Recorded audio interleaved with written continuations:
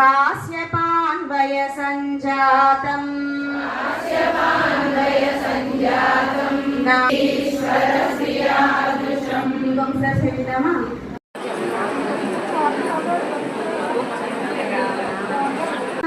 అవతారం గొప్ప అవతారం, మనకు రక్షకమాన అవతారం, అందమైన అవతారం రామ అవతారం.